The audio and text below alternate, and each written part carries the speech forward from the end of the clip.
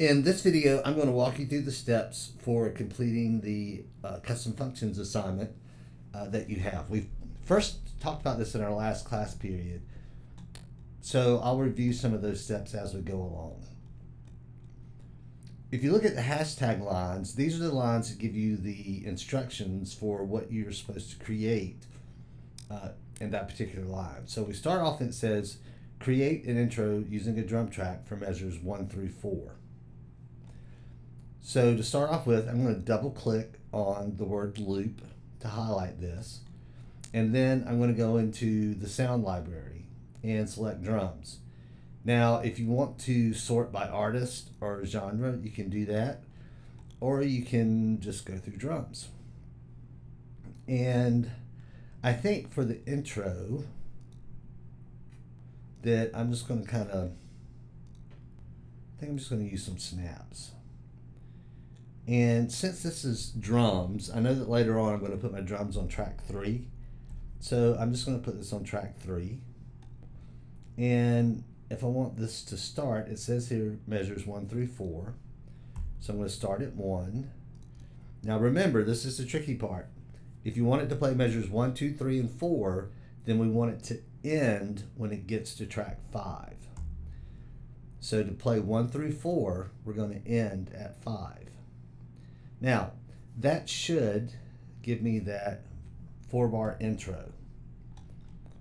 Next, it says create a custom function for the verse. So since we're doing a custom function, we're going to start with, we have DEF, that's our define, the keyword that tells EarSketch that we're about to set up a custom function. Verse is the name of the custom function that I'm going to use. And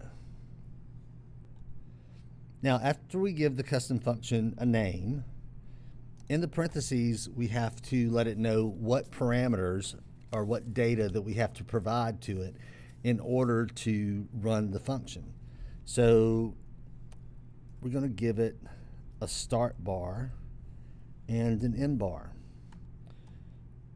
Up in line 7, we actually specified the start and the end bars for the intro.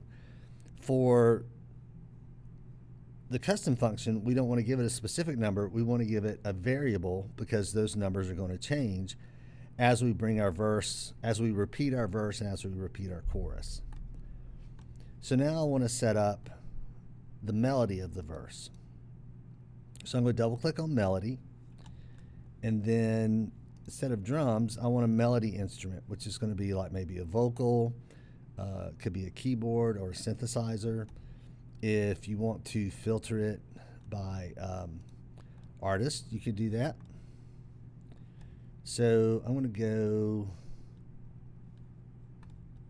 with this one.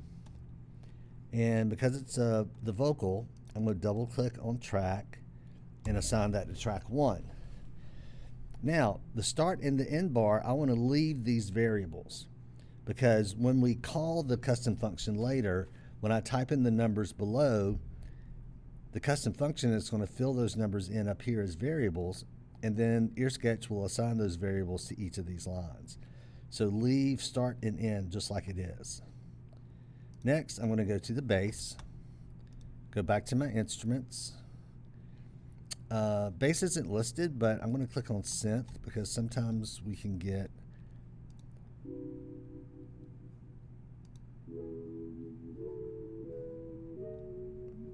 since I'm filtered by artist, we'll just go with this. I'm going to put that on track 2. And again, I'm just going to leave that with start and end. And then finally, I need some drums. So I'm going to go to my drum track. And there's one here. I'll just use that. And I'll leave this with start and end. So when you do this, take a little more time and actually listen to the loops that you're going to use and see how they sound together. For this, I certainly want you to try to put something together where you like the way it sounds. When I was just giving you the introduction to this the other day, I told you it doesn't really matter if it doesn't sound good. For this assignment, try to make it sound good. So spend a little time listening to the loops before you fill those in. Next, we're going to go down and create the custom function for the chorus. So again, in these parentheses, we want to leave the variables start and end. Keeping in mind that anytime we have this colon at the end of the line, we do have to indent the lines for the block of code that follow it. So this says melody 2. I'm going to double click on that to highlight. And I'm going to go back to the vocals. And the first one I used was this common 1. I think I'll use common 4. But again, take some time to some are harassing Native Americans as they try to use math and listen to some of the different loops you're going to use. Again, this is going to go on track 1 because it's the vocal. And I'm going to leave the start and end as variables. Next, I'm going to go to bass. So I'm going to get out the vocal, and instead of just going back to the synth, I'm going to try out strings.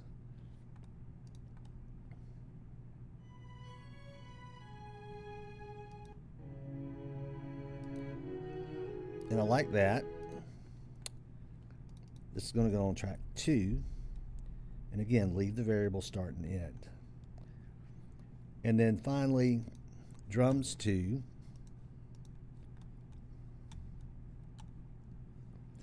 And just so I can find some more options,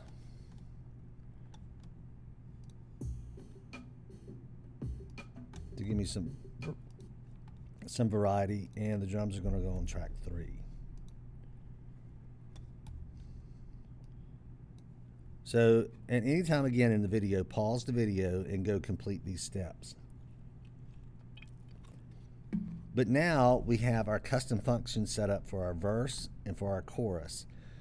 So now as we repeat the verse and chorus, instead of having to copy and paste or retype 3 lines of code, we're just going to have to type the name of our function, custom function, which is chorus, or verse, and then we just give it what bars we want that to play.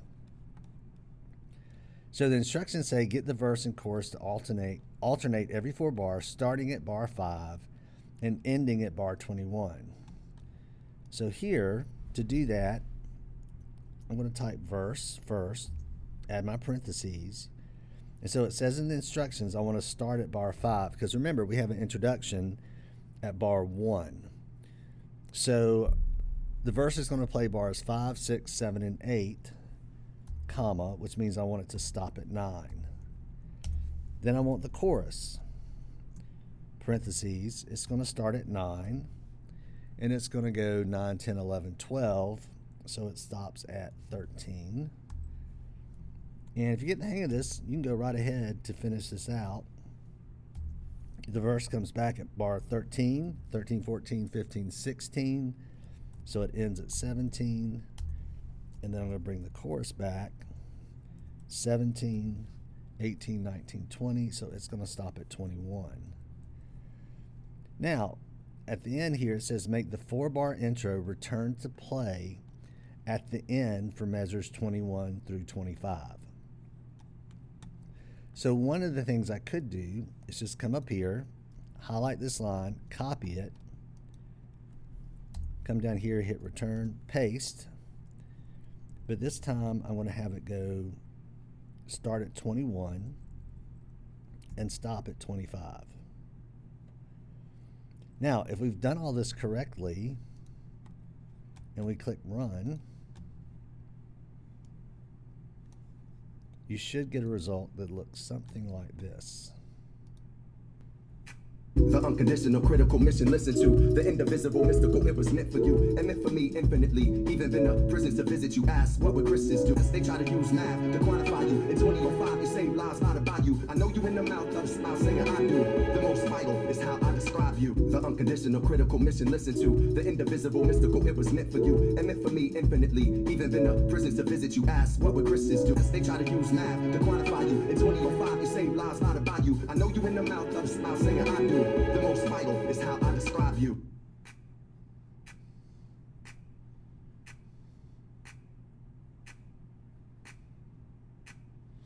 Okay, so that runs the way I expected it to.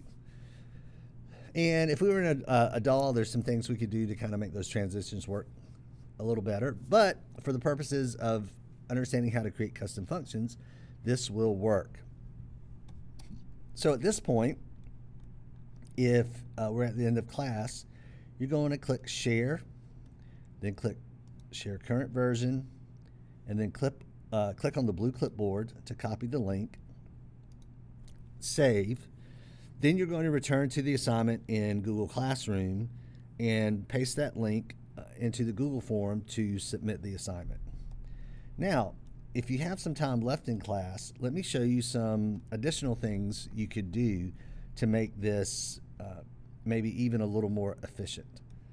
So once you learn how to code and understand kind of how these things work, it's always good to think of ways that you could maybe make the code even more efficient. So one way to do this would be I could create a custom function for just the introduction. So to do that, I'm going to click at the beginning of the line and hit return to create a space. And then I'm going to type DEF, and I'm going to call this just intro, start, end. Now, because I'm putting these variables here, well, hold on. Don't forget the colon, and then don't forget to tab. So now that I'm making the start and end variables, you need to make sure that you come into your arguments and change that 1 and 5 to start and end. Now, since I'm going to use the introduction as the outro at the end, I can actually delete this line at 30. Now I'm going to come back up to this block where I had the verse and chorus. And here I'm going to type intro 1,5. And at the end, that we usually call outro, but since it's going to be the same thing, I'm just going to type intro again and put 21, 24. And then I'm going to click run. And it ran successfully.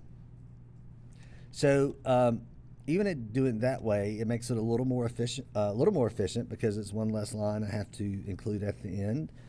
Plus, the other thing about this is you can kind of see your entire song form laid out together instead of having it kind of split up among the blocks of code above it. So in any case, once you get this done, then share this version with me. Share current version, copy the link, and then paste that into the Google form. And if you get that done, continue to experiment and see what some other things you could do with this, as far as using custom functions, changing your variables for start and end. Another thing that's kind of interesting, I haven't shown the class yet, but for introduction, if you go to add sound, we used this when we imported our audio file from Logic. But if you click on add sound, you have this tab up here that says free sound. And there's some pretty cool stuff in free sound. So you can search, and I'm just going to type in intro and see if anything comes up. Okay. And then I can listen to it.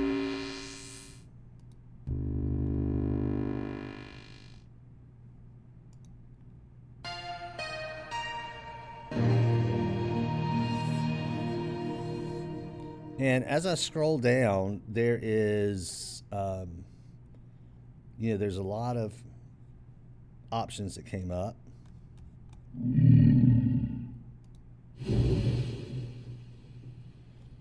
And if you find one that you like, you click on the button at the beginning and then you click upload. Now, if you come, let me clear the filters. So over here, I'm going to click, I think it's under genres. Yeah. So if you click on genres, you should see a button now that says user upload. Oh, wait, I told you the wrong thing. Actually, what you want to click on under genres is free sound, not user upload. And I've uploaded a bunch of stuff, but this is where you're going to find the list of what you upload. Let's go look for something else. So I'm going to go to Freesound, and this time I'm going to type build up and see what happens.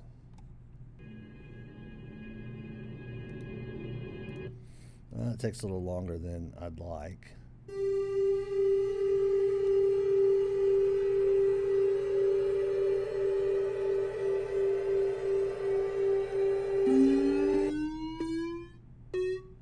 But let's just go, I think I'll go with the sci build-up. Sci-fi build-up, there it is.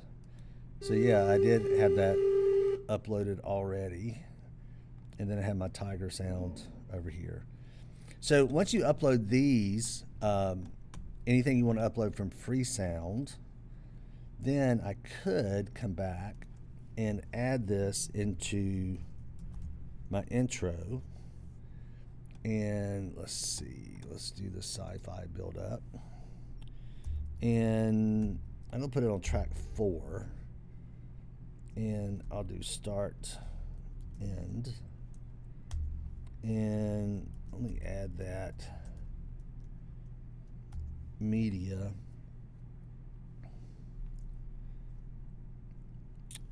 And for this, I'm gonna drop that Tiger sound in. Put this on track 5. And then what I'm going to do here, I'm actually going to add start plus 2 and then end. And what that's going to do, if you think about it, whatever number I put in, it's going to add 2.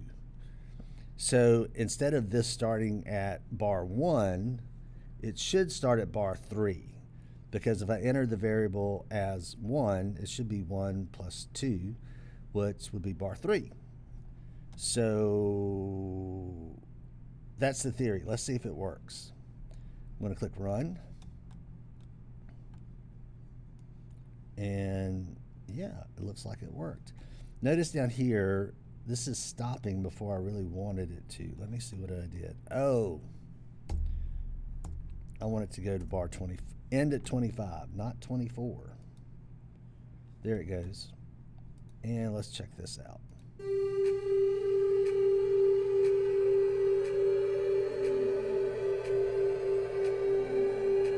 The unconditional critical mission, listen to the indivisible mystical, it was meant. That kind of works. Now the Tiger sound I used, I couldn't really hear it very much, so I'm going to try a different sound. It's maybe louder.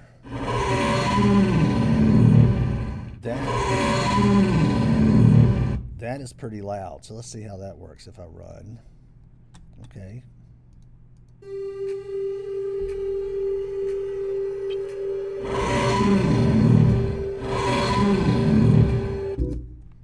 Yeah. So in any case, like once you finish just the basic assignment, feel free to go in and continue experimenting to see what else you can make in EarSketch. But hopefully this video helps, and if I can help you during class, just raise your hand to get my attention, and I'll be glad to help you out.